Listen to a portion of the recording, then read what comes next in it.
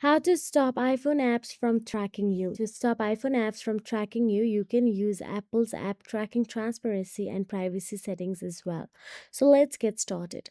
First of all you have to do is open the settings app on a mobile device. Once inside the settings app, scroll down and there you will get to see privacy and security option available. Simply tap on the privacy and security.